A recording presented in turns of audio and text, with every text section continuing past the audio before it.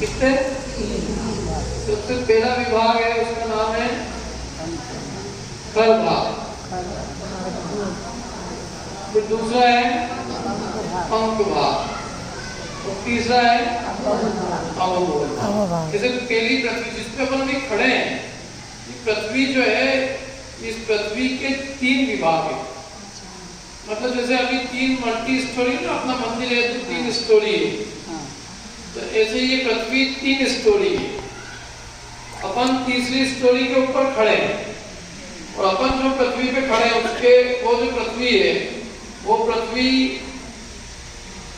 पृथ्वी जो है 1000 योजन मोटी है और 1000 योजन मोटी पृथ्वी के नीचे से देवों के निवास स्थान चालू हो जाते हैं और फिर 14000 योजन तक उनको खाली जगह मिलेगी, पोल जैसे होती है ना अपने, जैसे तीसरी जो फ्लोर है वो सेकंड फ्लोर, तो तीसरी फ्लोर की छत और सेकंड फ्लोर की छत, इन दोनों के बीच में खाली जगह है।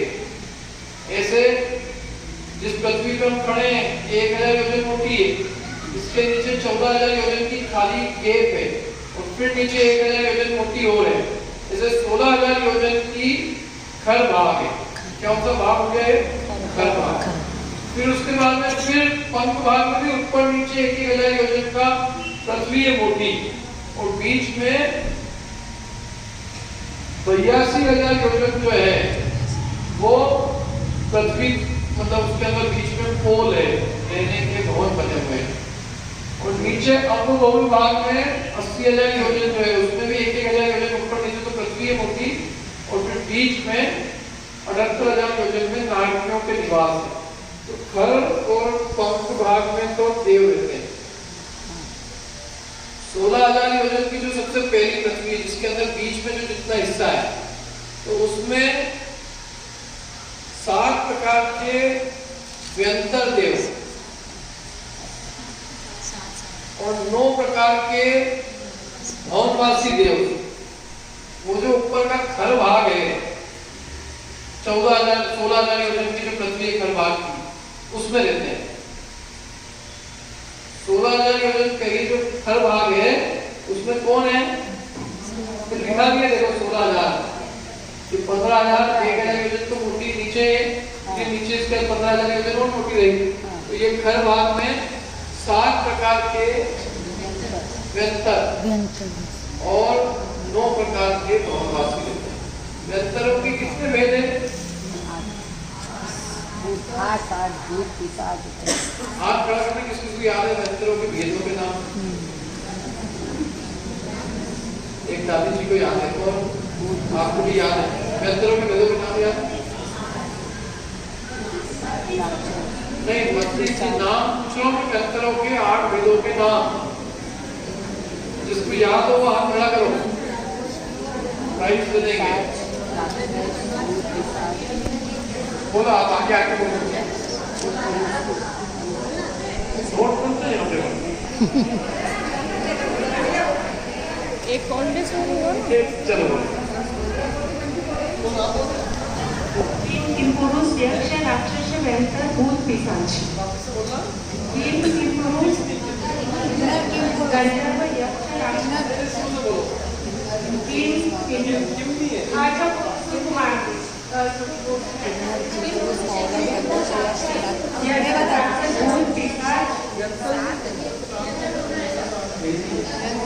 चलो आपको बताएगा। एक सेकंड दादी जी आपसे कुछ नाम मैं बताती हूँ। नहीं आपसे दादी लोगों से बात में मेरे को मैं सबसे पहले कम उम्र से चालू करूँ। बोलो ना किन्नर किंपुरुष मौरव गंधर्व यक्ष राक्षस भूत पिशाच। बोलो ना किन्नर किंपुरुष मौरव गंधर्व यक्ष राक्षस। दादी जो है कौन नहीं, जो दादी नहीं बनी अभी तक ये तो पक्के से नहीं बनी। किन्नर किंपुरुष मौरव गंधर्व यक्ष राक्षस भूत पिशाच।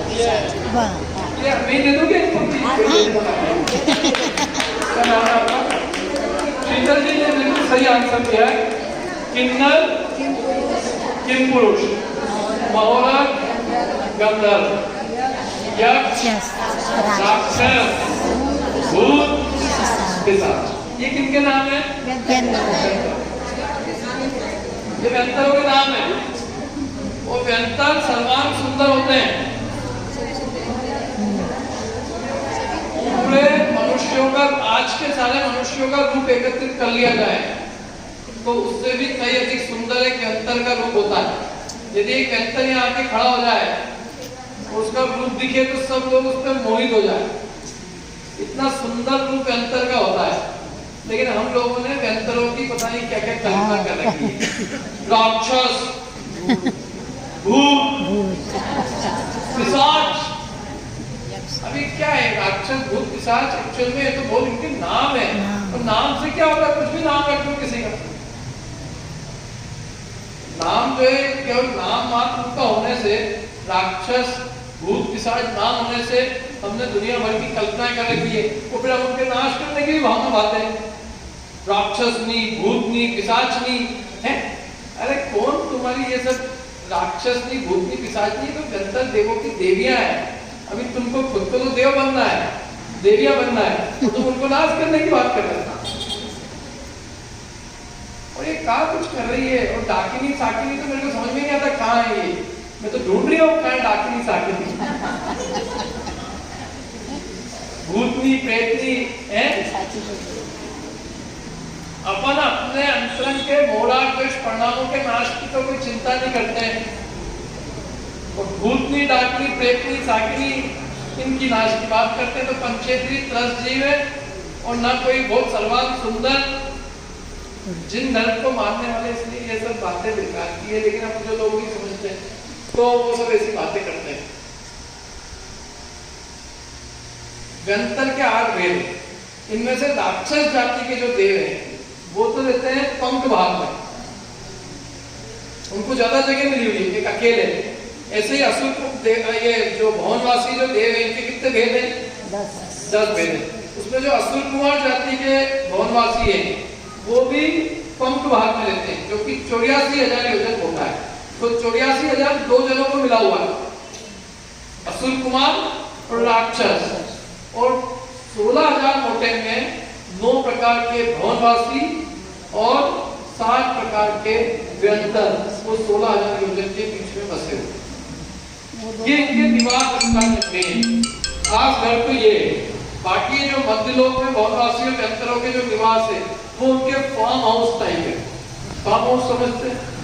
जैसे जैन कॉलोनी में बहुत सारे लोगों के फार्म हाउस है, लेकिन उनका घर कहाँ गिराएगा? घर जैन कॉलोनी।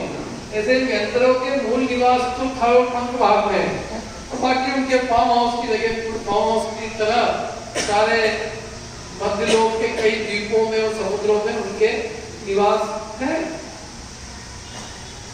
यहाँ भी हो सकते, कोई रह रहे हो किसी का फार्म हाउस जैन कॉलोनी में नहीं हो सकता, पीछे फल बाग में हो सकता है। व्यंतरा सर्वत्र, व्यंतरों का निवास सर्वत्र का है, कोई दिक्कत नहीं। लेकिन अपने को उनसे कोई प्रयोजन नहीं है। अपना तो बात भी जो कार्य है मुझे समझ रहे हैं यहाँ पे। इसके नीचे अब बोल उसमें नारकी रहते हैं। नारकी अपने से तो थोड़ी दूर है, लेकिन ये भवनवासी और व्यंतरों के बहुत निकट है। असुर कुमार जाति के जो देव है उनकी एक पृथ्वी है, उसके नीचे ही भवनवासी है, उसके नीचे नरक है। अपने से अपने को तो यहाँ से 1 लाख योजन नीचे जाना पड़ेगा, तो जा नहीं सकते। अपनी सीमा 1000 योजन तक की, अपने से 1 लाख योजन नीचे और नारकी निवास करते। पहले नरक की पृथ्वी, मतलब पहले नरक का जो निवास है, पहले नरक के नारकियों का, वो अब बहुत भाग है और वो अब बहुत भाग 80,000 योजन होता है। इस प्रकार से पूरी पृथ्वी, रक्त प्रभाव पृथ्वी, ये 1,80,000 योजन मोटी कही जाती है। इसका घर भाग 16,000 का, पंख भाग 84,000 का और अब बहुत भाग 80,000 का। ऐसे 16, 84 और 80 कुल 1,80,000 योजन मोटी पृथ्वी है। और इसके 3 भाग है, जिसमें पहले 2 भागों में देवों के और नीचे तीसरे भाग में नारकियों के निवास स्थान है। सर नहीं बात ये देखो, यहाँ पे भी और देखना हो इस चित्र में भी देखो।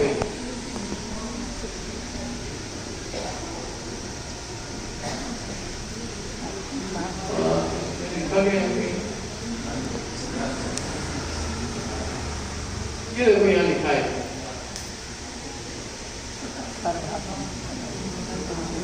हर बार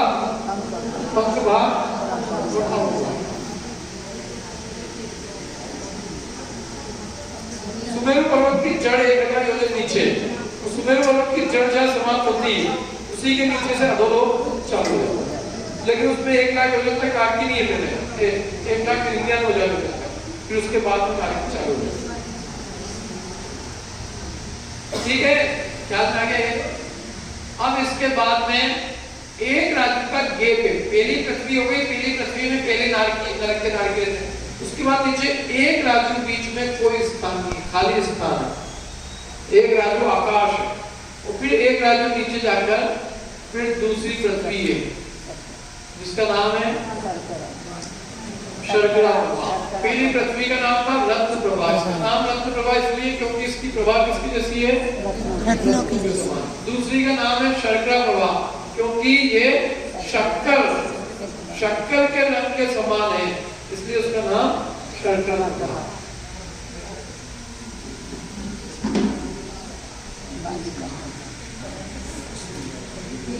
एक टेबल आ सकती है,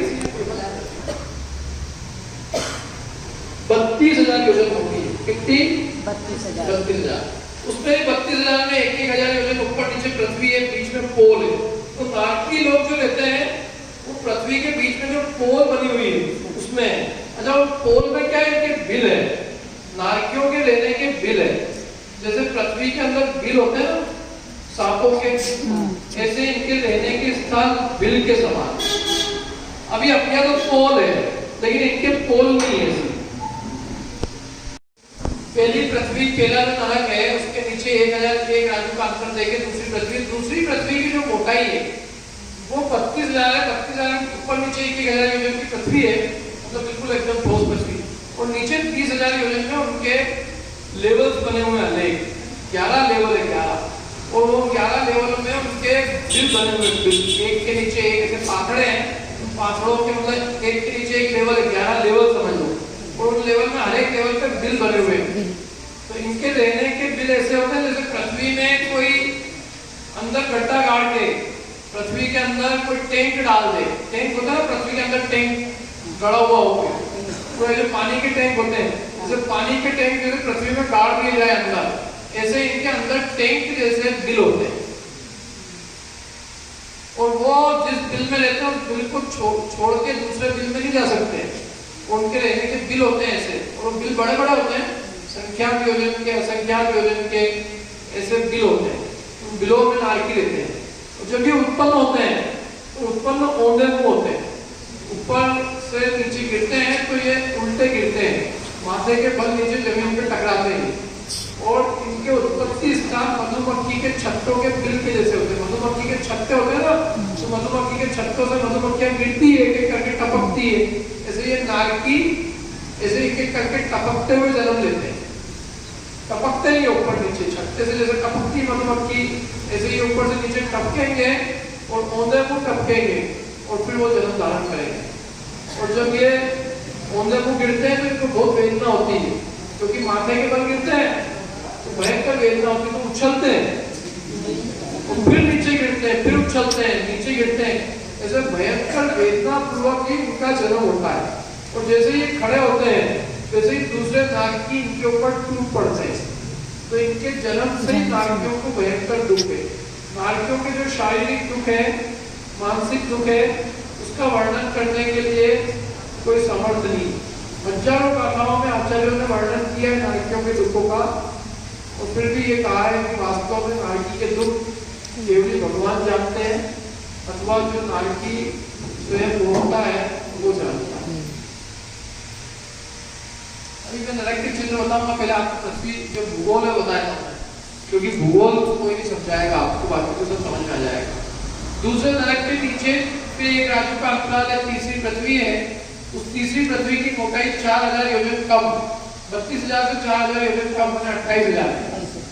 फिर चौथी पृथ्वी एक राज्य का अंतराल लेकर चौथी पृथ्वी है, और वो 4,000 योजन फिर कम, 24,000 योजन।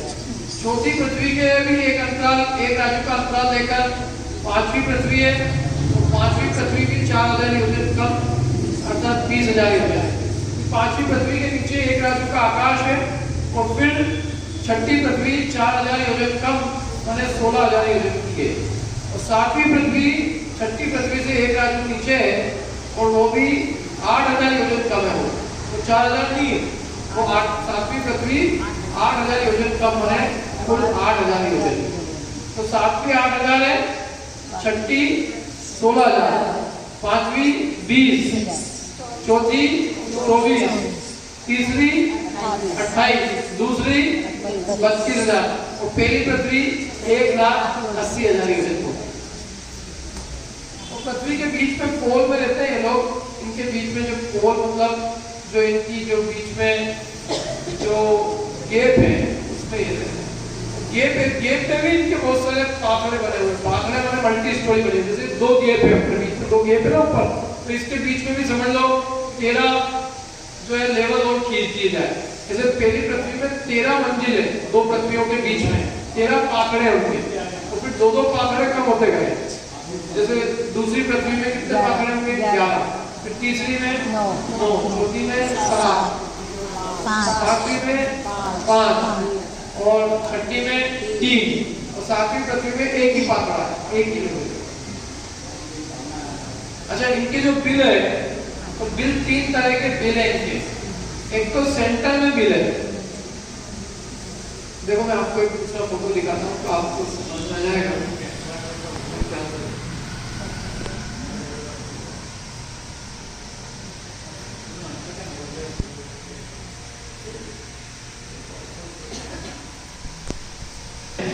ये बिल है एक सेंटर, इसको कहते हैं इंद्रक बिल।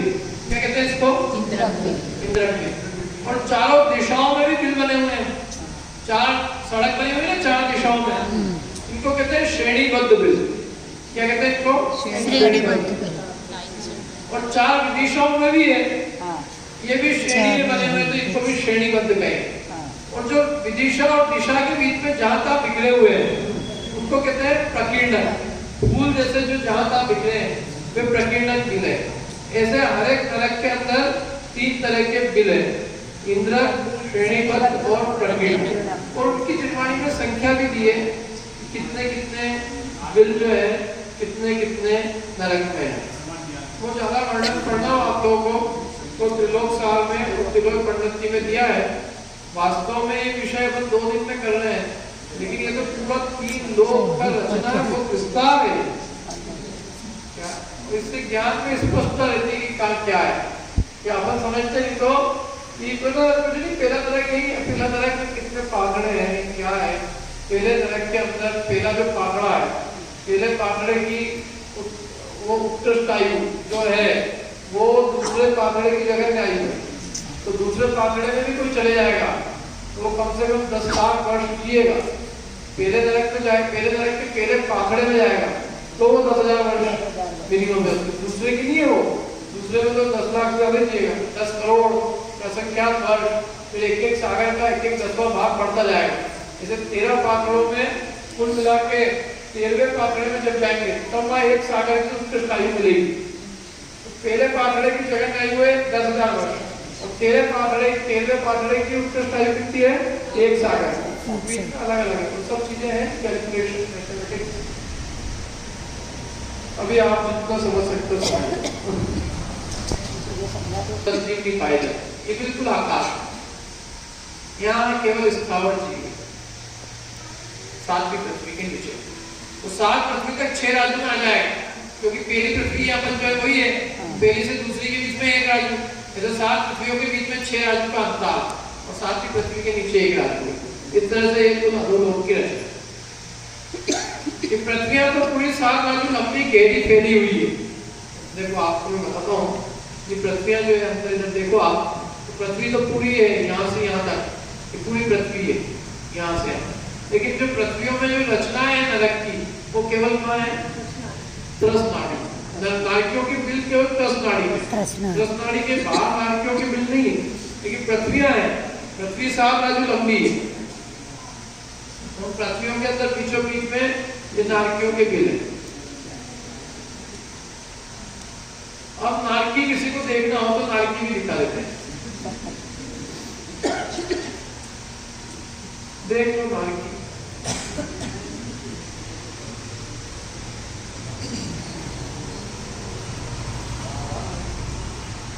नीचे नारकी है थोड़ा सा। एक नरक की मूवी देख रहे हैं क्या आपको? कोई पहले देखी नरक की मूवी? किसी ने देखी? नहीं पता। असली में देख के आए। देखी होगी तो ये पहले उल्टे मुंह पर बोला ना, उल्टे मुंह, माथा का है इनका नीचे। तो ये क्या कर रहा है इसको? कढ़ाई के अंदर कर रहे हैं, गरम गरम तेल में तलवार से मार रहे हैं। ये गरम गरम लोहे के पर्वत पे चढ़ा रहे हैं, आग में सेक रहे हैं। ये पूरी त्रियंच बन जाते हैं एक प्रक्रिया करके, और त्रियंच बन के एक दूसरे को खाते हैं। शरीर के टुकड़े टुकड़े कर जाते हैं, लेकिन फिर भी इनकी मृत्यु नहीं होती, क्योंकि जितनी आयु लेके आते हैं उसके पीछे मरण नहीं होता। इनका शरीर टुकड़े टुकड़े होके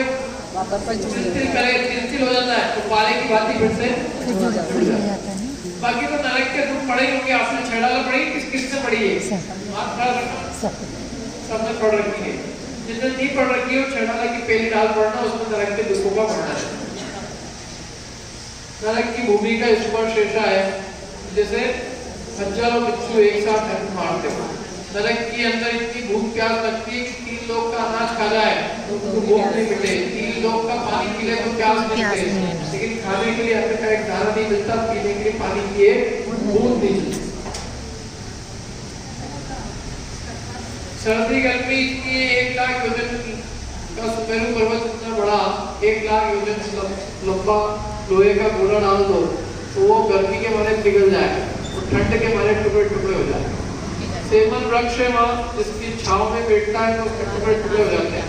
वैतरणी नदी एक खून मवाद की भरी हुई छोटे छोटे कीड़े हैं उसके अंदर, जो कि नारियों मतलब वहाँ नारियों को एक क्षण मात्र की शांति है। नरक का स्पर्श रस गंध वर्ण सब अत्यंत अशुभ होता है। नरक के नारकी का यदि कोई रूप स्वप्न में भी देख ले, अच्छा बड़ा पहलवान आदमी भी देख ले, तो उसका तत्काल हृदयाघात हो जाए, हार्ट फेल हो जाए उसका, कितना बड़ा पहलवान हो। और नरक का जो भूमि है, भूमि इतनी दुर्गंधित है कि उसकी यदि एक मिट्टी का एक कण भी आ जाए तो उसकी दुर्गंध से कोसों तक के जीव मर जाए। और यदि वहां की जो भूमि है उसको कोई चख ले तो इतनी भयंकर जहरीली मिट्टी होती है वो कि वो तत्क्षण मर जाए। वो भयंकर जहरीली, मतलब जहरीला, रस की अपेक्षा जहरीला, गंध की अपेक्षा वहां दुर्गंधित, स्पर्श इतना कठोर जैसे करोड़ों बिच्छू एक साथ डंक मार रहे हो। वो देखने में रूप इतने भयावह, माने स्पर्श रस गंध वर्ण सब नरक का अशुभ है। नरक का नाम नारक क्यों है? नहीं है गति इनकी उस क्षेत्र में, द्रव्य क्षेत्र का भाव में इनकी रति नहीं होती। उस द्रव्य में, नरक के द्रव्य में, नरक के क्षेत्र में, नरक के काल में, नरक जितने दिन तक वहां नरक में रहते हैं उतने काल और नरक में होने वाले जो भाव है उनमें नारकियों की रति नहीं होती, इसलिए नहीं है रति जिनके वे क्या है? नारक। और नारक से बन जाता है नारक, नारकीता का क्या बन जाता है संस्कृत नियम से। और दूसरी बात कि नारकी परस्पर में भी रति नहीं करते, परस्पर में ये प्रेम से 2 मिनट बैठ नहीं सकते। हम आप तो बैठे हुए हैं अभी शांति से, क्या हमारा हम यहाँ इतने शांति से बैठे, इसका मतलब ही है कि हमारे जो संस्कार है बहुत अच्छे हैं। नहीं तो अभी यही हमारी भी झड़े चालू हो जाएगा। नारकियों की ऐसी सभा नहीं होती है, तिर्यंचों की भी नहीं होती, मनुष्यों की होती है। मनुष्य बहुत अच्छे संस्कारी होते हैं, परस्पर में प्रीति से रहते हैं, एक दूसरे से चीजें सीखते हैं, सिखाते हैं। मनुष्यों में सीखने सिखाने का व्यवहार होता है। क्या तो नारकियों में परस्पर में रति नहीं होती, इसलिए भी वे क्या कहलाते हैं? नारकी। नहीं है रति जिनको परस्पर में वे क्या है? नारकी। तिर्यंच क्यों कहलाते हैं? तिरछे हैं, कुटिलता है, इसलिए वे तिर्यंच। और हम मनुष्य क्यों कहलाते हैं? क्योंकि हम मन का व्यापार, हम मन का उपयोग करते हैं, हम मन के विषय में उत्कृष्ट होते हैं। हमारी धारणा शक्ति, हमारे में हे उपादेय का विचार करना, विवेक की शक्ति, ये मनुष्यों में उत्कृष्ट रूप से पाई जाती है।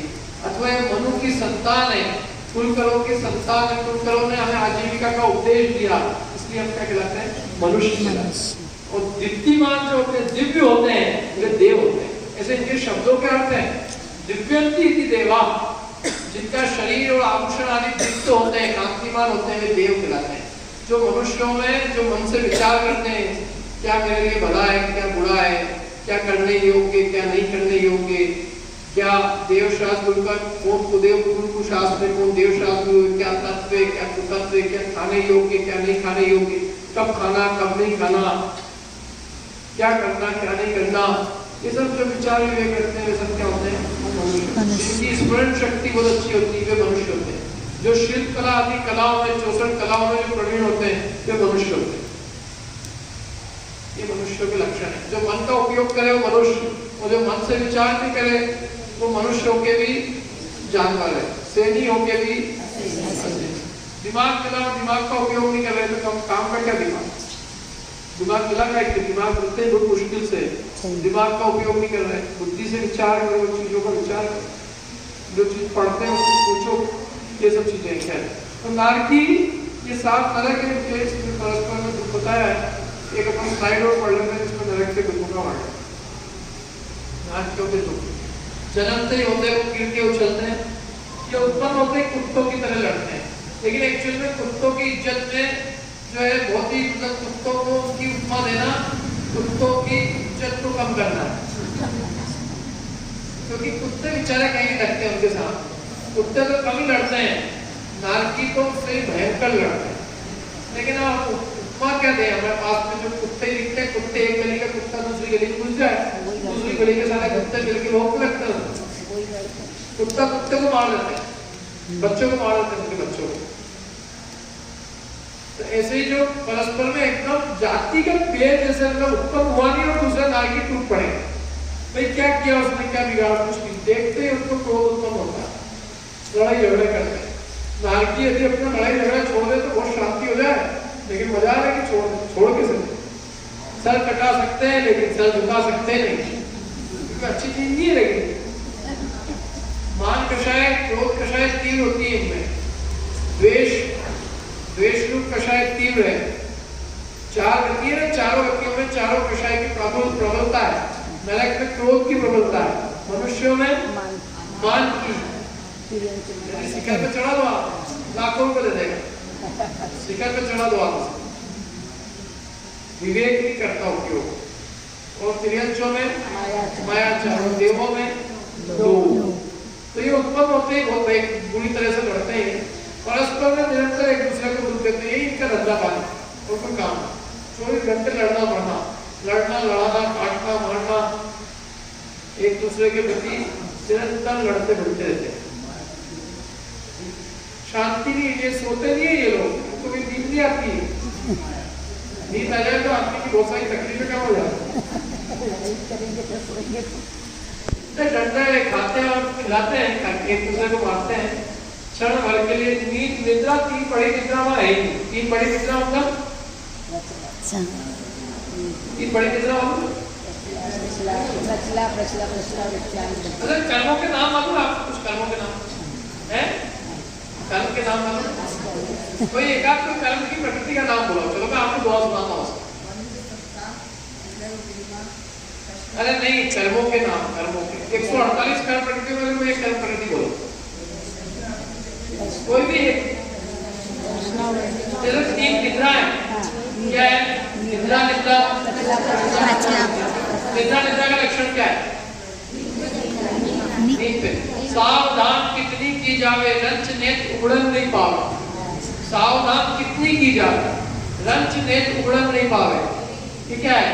पिछला मुख सो लाभ भय की भारी, हस्तपाद कंपत दुखकारी। मुख से लाभ बहती रहे, हाथ पैर कांपते रहे, मुख से दाग बह रही है, रात को सोते हुए हाथ पैर चल रहे हैं, नींद में मलमूत्र के जो मलमूत्र हो रहा है उसको मतलब कोई खबर ही नहीं है, तो हाथ पैर चल रहे हैं, मुंह से लाभ है, सब कांपता है नींद में। मुख से लाभ भय की भारी, हस्तपाद कंपत दुखकारी।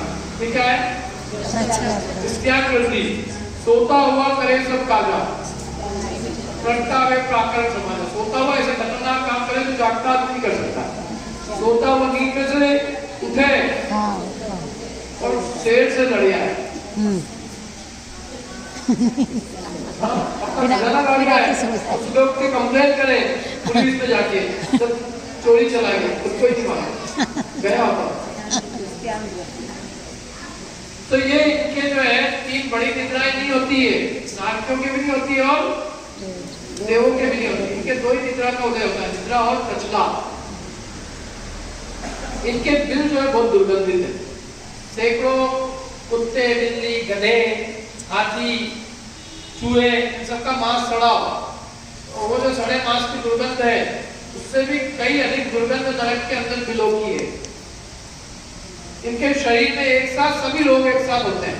जैसे अपने किसी को हार्ट की प्रॉब्लम होगी, किसी को शुगर होगी, किसी को बीपी होगा, किसी को किडनी की प्रॉब्लम होगी, इनके इसमें सब एक साथ है, ऑल इन वन, फिर भी जीते हैं।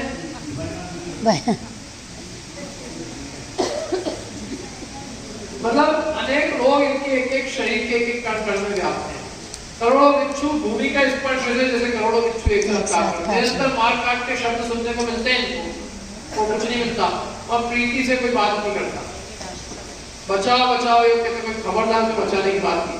पहले तुमने जीवों को मारा, पहले तुमने खूब असंख्यात जीवों की हिंसा की, जब दया की बात करनी थी तो वहां करनी थी ना, वहां तो तुमने जीवों की हिंसा की, मारा। अब यहाँ दया की कोई बात नहीं। जैसे तुमने मारने में आनंद किया, अब हम भी मारने में मजा कर रहे हैं। जैसी करनी ठंडी गर्मी की वेदना, भूख प्यास की वेदना से बताई नदी की। और असुर कुमार जाति के देव आते हैं, और तो हम अमृत जाति के देव आते हैं और ये आपस में भिड़ाते हैं। असुर कुमार का एक भेद है अमरीश। उधर नीचे जाके तीसरे नरक तक जाके नहीं लड़ रहे हो तो उनको लड़ाई, तीसरे नरक तक ही जाते हैं, उसके नीचे नहीं जाते। क्यों नहीं जाते उसके नीचे? क्योंकि उसके नीचे लोग खुद ही लड़ रहे होते हैं, उनको किसी भिड़ाने वाले की जरूरत ही नहीं है। उनकी लेशिया जो है नीचे वालों की वो अधिक अशुभ है। तीसरे नरक के नीचे नील लेशिया है, चौथे और 5वें नरक में नील लेशिया है, 6ठे 7वें में कृष्ण लेशिया है, और पहले दूसरे तीसरे में कापुर लेशिया। तीसरे नरक तक थोड़े कम हो तो उनको भैया लड़ मिलाए तो लड़ाने जाएंगे, चौथे 5वें में तो वो बिल्कुल अच्छे भैया है।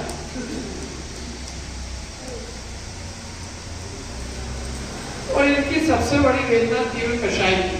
यदि ये कषाय छोड़ दे तो बहुत सुखी हो सकते हैं, लेकिन छोड़ने को तैयार। जातिगत कषाय के उस पर्याय का ऐसे ही स्वभाव होता है कि जो पर्याय में कषाय उत्पन्न हुए बिना रहती भी एक दूसरे को देखते हैं और क्रोधमान हुए बिना उनके रहते ही। देखो एक बात है, कोई कितनी प्रतिकूलता हो संसार में, लेकिन यदि व्यक्ति परस्पर में प्रेम से रह रहे हो तो महाप्रतिकूलता भी आराम से सहन कर ली जाती है। घर में यदि कितनी तकलीफ हो लेकिन सब प्रेम से रह रहे हो तो कोई दिक्कत नहीं है।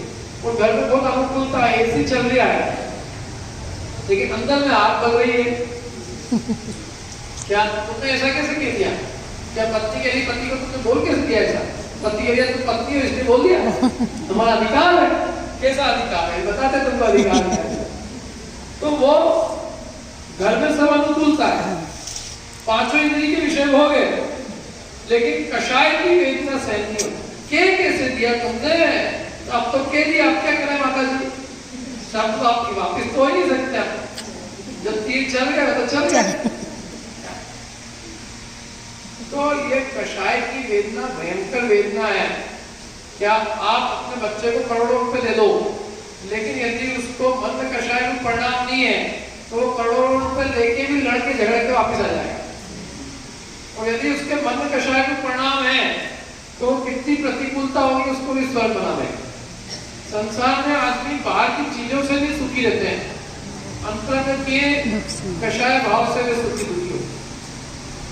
क्या जहाँ आदमी को मान और क्रोध तीव्र है, उसको 3 लोग की संपत्ति भी दे दो तो भी उससे संतुष्ट होने वाला नहीं। मतलब लोभ भी तीव्र होगा उसका तो 3 लोग की संपत्ति भी उसको सुखी नहीं बना सकती।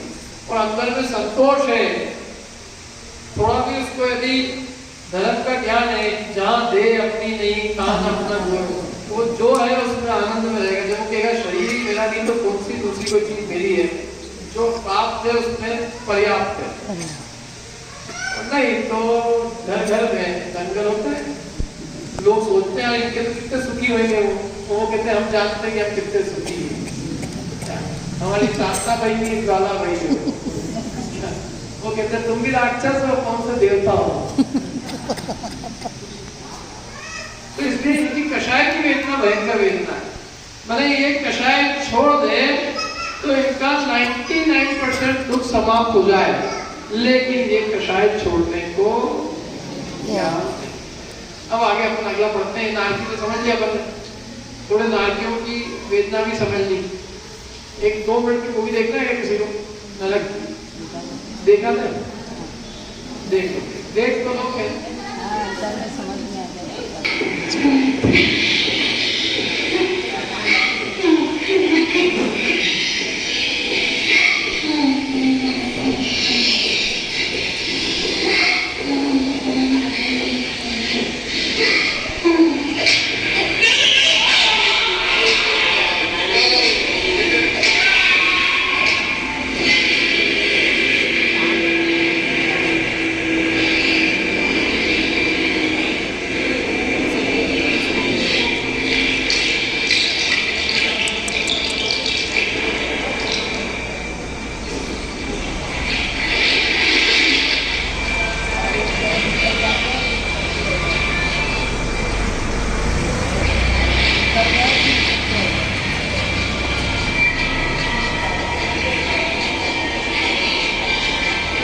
जोड़ता रहेगा।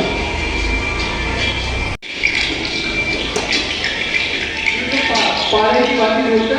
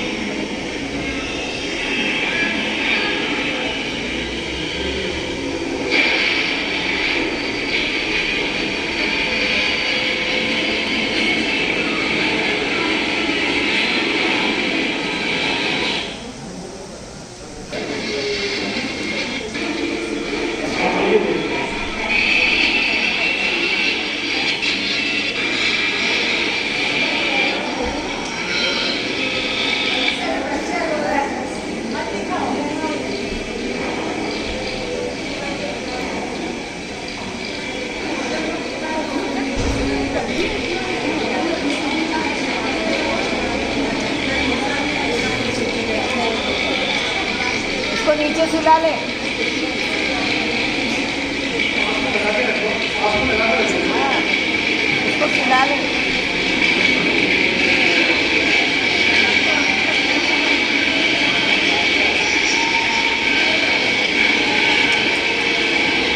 बस रहने दो।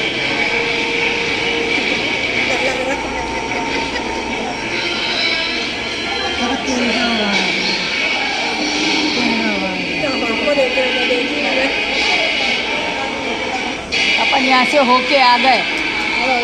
वो जो भी हो गए तो निश्चित है।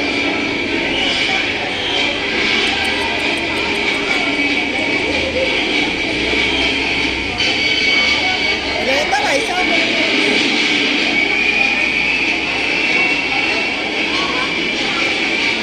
अरे बात कर दो।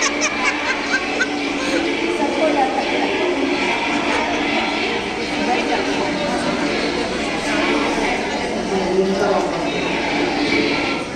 दिखा रहे हैं तो अपन ने अपनी तरफ से विचार किया है, लेकिन ग्रंथों में लिखा है कि जो नरक के दुख है ना, वो हम जो है उसको दिखाने में, वर्णन करने में समर्थ नहीं है।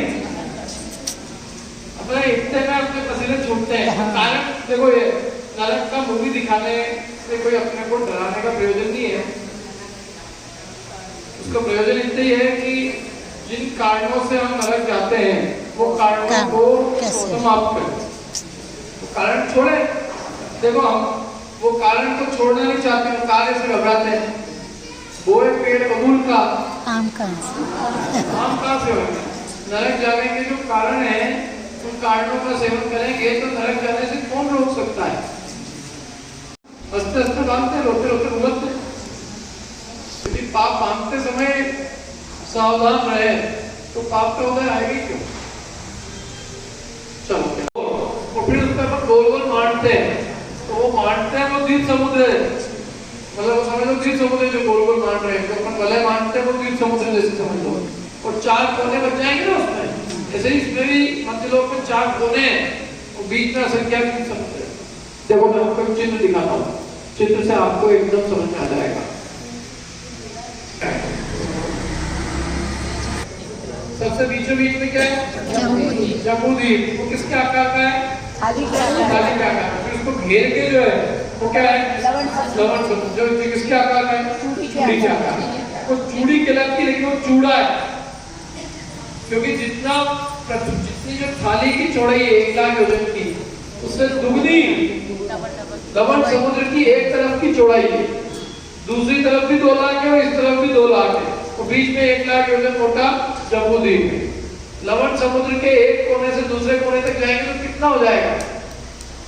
जैसे मैं आपको एक सिंपल प्रश्न पूछता हूँ,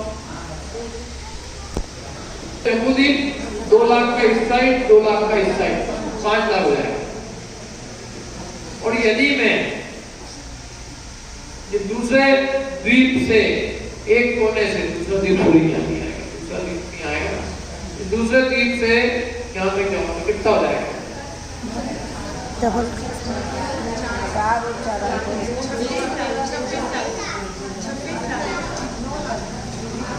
देखो, 1, 2 और 4, तो 4 और 4 इधर 8, 2 और 2 4, 8 और 4 12, और बीच में 1 13 हो गए कि नहीं?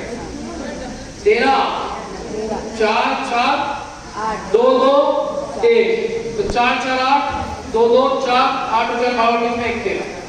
अब अपन और एक और ले लो, एक समुद्र को और ले लो, अब वो कितना हो जाएगा? 24 कितना हो जाएगा? 24 8 8 16, और अभी पर कितना निकला था?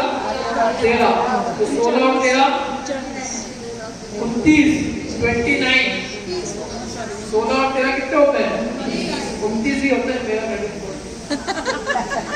किसी ने 39 बोला था, नहीं क्या? 8 8 16, फिर 4 और 4 8, 16 और 8 24, 2 और 2 4, 24 और 4 28, और बीच में एक जम्बूद्वीप 29। अब अपन एक और ले बाहर, परंतु वो जो अगला लेंगे, अगला आता ही है, क्योंकि 2.5 द्वीप है ना, तो 2 द्वीप तो अपन ने ले लिए, 2 द्वीप और 2 समुद्र। अब अगला जो आधा है तो 8 और 8 ही रहेगा, 16 नहीं होएगा, तो इधर का भी 8 और इधर का भी 8, तो 29 में 16 जोड़ना है कितनी हो जाएगी 45। तो ये 45 लाख योजन का ये मध्य लोग नहीं है, मनुष्य लोग है। क्या है? मनुष्य लोग। समझ में आया?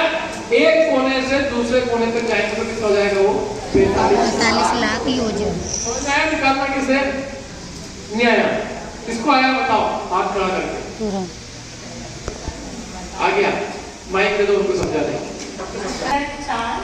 किधर 4? एक से दुगना कितना होगा? द्विगुणा द्विगुणा दुगना होता है। ये द्वीप समुद्र क्या है? दुगना दुगना है। देखो सुनो, चतुर्थ सूत्र एक सूत्र है, क्या है उसका भाव होता है। तो सबसे मध्य में जम्बूद्वीप है, उसको घेर के समुद्र है, फिर द्वीप है, समुद्र है। ऐसे ये घेर घेर के द्वीप समुद्र, असंख्यात द्वीप समुद्र है। और ये जो है परस्पर में एक दूसरे को घेरे हुए दुगने दुगने, जितना बड़ा जम्बूद्वीप है उससे दुगना लवण समुद्र का एक तरफ का विस्तार है, और लवण समुद्र का जितना विस्तार है उससे दुगना धात्विक द्वीप का, धात्विक द्वीप से दुगना कालावती समुद्र का, उससे दुगना पुष्कर द्वीप का। बोलो। एक के बाद इधर 2 5 हो गए। उसके बाद इधर 4 इधर 4 नहीं 4, 5 और 9, 5 और 12 13 हो गए। 13, फिर इधर 8 और 13 और 16 29 के बाद फिर 8 और 8, फिर 8 8 क्यों लिया, 16 क्यों नहीं लिया? हाँ, क्योंकि वो आधा है, उसका कोण भी आधा है, इसलिए 16 की जगह पर कितना लिया? आधा। तो पहला द्वीप का जम्बूद्वीप का 1, लवण समुद्र के 2, धात्विक द्वीप के 4, कालावती समुद्र के 8, पुष्कर के लेने से 16, लेकिन आने नहीं 8 8 16 ऐसे कुल मिला के कितने जाएंगे 45 लाख। तो हमारा मनुष्य लोग कितना बड़ा है? 45 लाख योजन। 45 लाख योजन की 5 चीजें 45 लाख योजन की मालूम आपको? जो बताएगा क्या क्या 5 चीजें उसको एक प्राइस पंच पेताले कहेगा।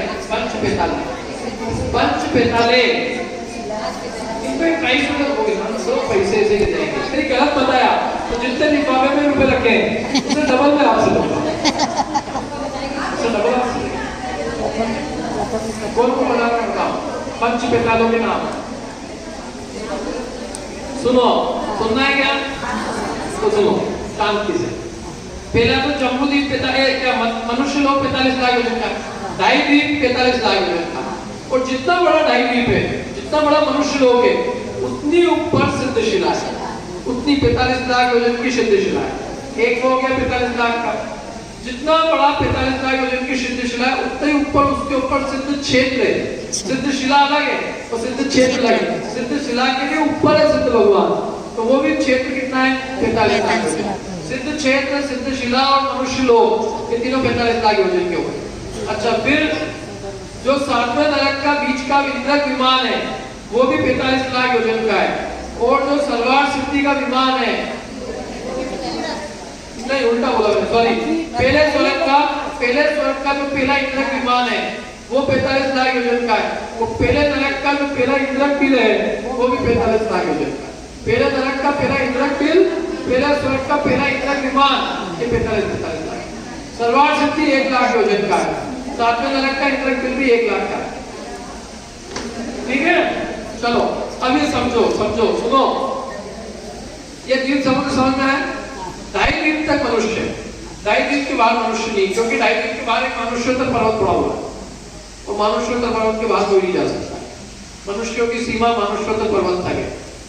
हमें शक्ति सो नाई यहाँ पे था, अपनी शक्ति नहीं होती ढाई द्वीप के बाहर, इसलिए अपन नंदीश्वर द्वीप की स्थापना करके पूजा करते हैं 8 दिनों में। तो वो 8वां द्वीप है नंदीश्वर, 8वां द्वीप नंदीश्वर बाहर है, हम ढाई द्वीप के बाहर नहीं जा सकते।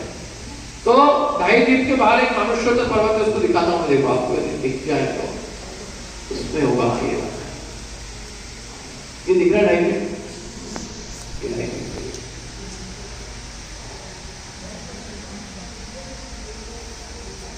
ये ढाई बीच में जम्बूद्वीप, फिर लवण समुद्र, धात्विक द्वीप, कालावती, पुष्कर, फिर बीच में पत्थर पहाड़ का ये पहाड़, ये पहाड़ जो है ये क्या कहलाता है? मानुष्योत्तर पर्वत। इस मानुष्योत्तर पर्वत का उल्लंघन मनुष्य नहीं कर सकता। देव मैंने मनुष्य में विद्याधर हो, रिद्धिधारी मुजराज हो, चाहे तीर्थंकर भी हो, वे भी डायबीज के बाहर नहीं जा सकते। आरक शरीर में कोई भी नहीं जा सकता, आरक शरीर में नहीं जा सकता, विद्युत गुजरात भी नहीं जा सकते, लेकिन कोई नहीं जा सकता, डायबीज तक ही जा सकता। विष्णु कुमार गुजरात ने अपना पांव बढ़ाया, एक पांव करके मनुष्य तक, उसके पार नहीं गए, उसके बाहर देव जा सकते हैं, मनुष्य नहीं जा सकते हैं डायबीज तक। मनुष्य मतलब आप और हम जो है ना, बाकी मेरे 3 गति है तो नाक की तो अपने दिल के बाहर नहीं जा सकता। अब त्रियंश और देव, तो त्रियंश तो डायबीज के बाहर एक नहीं है। देखो ये डायबीज दिख रहा है, डायबीज के अपने दिखाया लाइन आती है, ये डायबीज के बाहर भी असंख्यात द्वीप समुद्र है। उन असंख्यात द्वीपों में त्रियंश है, क्या है, त्रियंश है वहां, और वे सब जगन्य भोगभूमि की व्यवस्था है। कैसी व्यवस्था है? जगन्य भोगभूमि की। उन जगन्य भोगभूमि में त्रियंश रहते हैं। आखिरी जो द्वीप है, आखिरी द्वीप जो है ये आखिरी, ये आखिरी द्वीप स्वयंभू द्वीप, तो इसमें आधे में, आखिरी द्वीप के आधे में एक पर्वत पड़ा हुआ है। तो आधे भाग तक तो जहाँ पर्वत पड़ा है, तो आधा इस साइड जम्बूद्वीप की साइड का जो हिस्सा है वहां तो भोगभूमि है, और उधर की साइड का जो हिस्सा है पीछे, मतलब स्वयंभू समुद्र की तरफ का हिस्सा, वहां कर्म भूमि है, और वहां पर त्रियंश रहते हैं, कर्म भूमिया त्रियंश। और पूरे चारों तरफ स्वयंभू समुद्र में कर्म भूमिया त्रियंश रहते हैं, और 4 कोनों में भी त्रियंश जीव पाए जाते हैं। इसलिए जितने भी असंख्यात द्वीप है बीच के, इन सब में भोगभूमिया त्रियंश और कर्म भूमिया त्रियंश पाए जाते हैं। आखिरी का आधा द्वीप और आखिरी का पूरा समुद्र और 4 कोने, इनमें कर्म भूमिया त्रियंश है, और डायबीज से लेकर आखिरी के स्वयंभू समुद्र, स्वयंभू द्वीप के आधे तक भोगभूमिया त्रियंश। मेरी बात समझ में आ रही कुछ? कर्म भूमि ना वहां आखिरी स्वयंभू समुद्र जो है ना, वहां कर्म भूमि जैसी व्यवस्था, एक दूसरे को खाते हैं। हाँ, बड़े बड़े वाले वहां आखिरी समुद्र में 1000 योजन लंबे, 500 योजन छोटे, बहुत मस्त, और 1000 योजन लंबा कमल, और 10 किलोमीटर लंबी भौरा। तपस्या ये देव त्रियंश पंचम गुणस्थान है, त्रियंशों की जो हाल है पंचम गुणस्थान वो वहां हो सकता है। हाँ, तो पंचम गुणस्थान हो सकता है वहां के त्रियंशों। कर्म हो गया त्रियंश भी, या डायबीज में भी होंगे तो 5वें गुणस्थान से ऊपर नहीं जाएंगे, वो 5वां वहां भी हो सकता है। पंचम गुणस्थान वर्ती असंख्यात त्रियंश स्वयंभू समुद्र में है,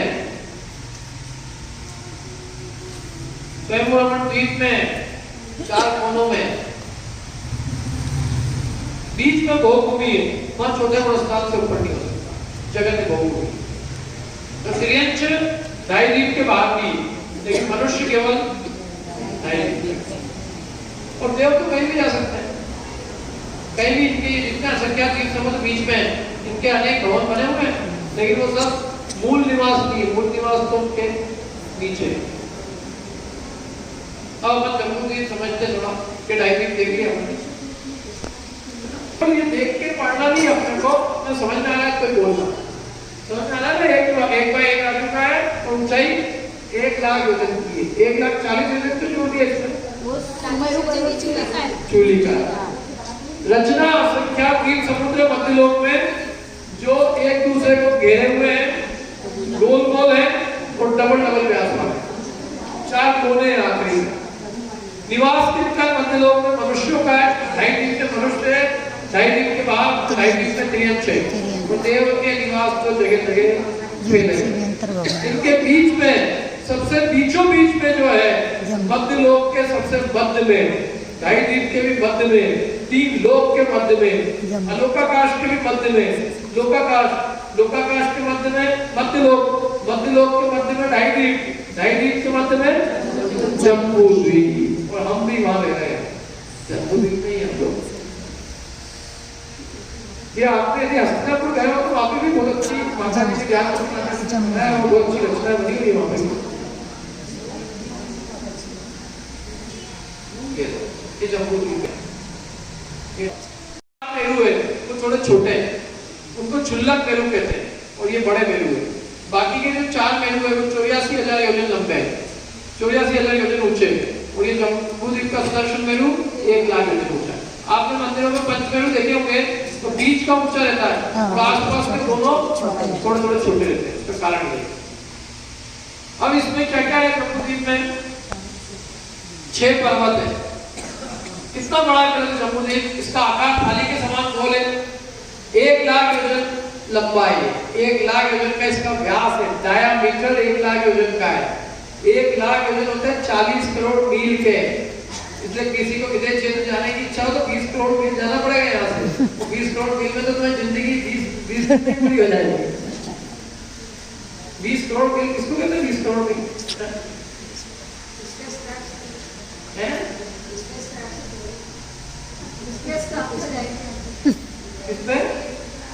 स्पेस नहीं, तो भी अपने पास शक्ति नहीं है अभी 20 करोड़ मील जाने की किसी वैज्ञानिक किसी में शक्ति। और इसमें 6 पर्वत है। क्या है? 6 पर्वत है जम्बूद्वीप में। 6 पर्वत है। कौन कौन से? अरे नाम तो रखे हुए सबको, यहाँ दिखाना कहाँ है? ये हिम्मत, ये माँ हिम्मत, ये निशर, ये थाली होती है ना, थाली। थाली के बीच में 6 अपन ऐसे उसके 6 विभाग कर दो, 6 बीच में उसके लाइनें खींच दो, है ना? 6 कट लगा दो थाली में, 6 कट लगा दिए तो 6 कट के समान ही 6 पर्वत है। बड़े बड़े पर्वत है ये अच्छे, हिम्मत, महाहिम्मत, निशद, नील, रुक्मी, शिगरी। और इन पर्वतों के बीचों बीच में जो स्थान है उनको क्या कहते हैं? क्षेत्र। तो 6 पर्वत है और 6 के बीच में स्थान कितने हो जाएंगे? 7, क्योंकि पहला क्षेत्र है फिर पर्वत। ये पहले जब भरत क्षेत्र है फिर पर्वत, हिम्मत पर्वत, फिर हिम्मत क्षेत्र, फिर महाहिम्मत पर्वत, हरि क्षेत्र, निशद पर्वत, फिर विदेश क्षेत्र, नील पर्वत, फिर रम्यक क्षेत्र, रुक्मी पर्वत, फिर हिरण्यवत क्षेत्र, शिखरी पर्वत, तो फिर अंत में एरावत क्षेत्र। ऐसे 7 क्षेत्र है। जैसे थाली के बीच में कटोर, थाली में 6 कट लगाएंगे तो 7 क्षेत्र बन जाएंगे। 7 क्षेत्र है, 6 पर्वत। और इन 6 पर्वतों पे क्या है? इनके बीचों बीच में, पर्वतों के बीचों बीच में तालाब है। 6 पर्वत पे 6 तालाब है। पद्म, महापद्म, चिकेती, महाकुंडे, 6 तालाब है। उन तालाबों से नदियां निकलती हैं। तो पहले और आखिरी तालाब से कितनी नदी निकलती है? 3-3, और बीच के तालाबों से 2-2, तो कुल कितनी हो गई? 14। रटी हुई है सब अपने। बाकी कैलकुलेशन कौन करे? बीच के 4 है ना, तो 4 दूनी 8, और आखिरी के इसमें से 3 और पहले में से 3, 8, 3, 11, 8, 3, 14, मतलब 14 नदियां हैं। इस तरह से पूरा जम्बूद्वीप का विस्तार है। ठीक है, इस तरह से आज का अपना टॉपिक खत्म हुआ। अब बाकी अगर अपन जब कभी मिलेंगे तब करेंगे। टाइम हो गया।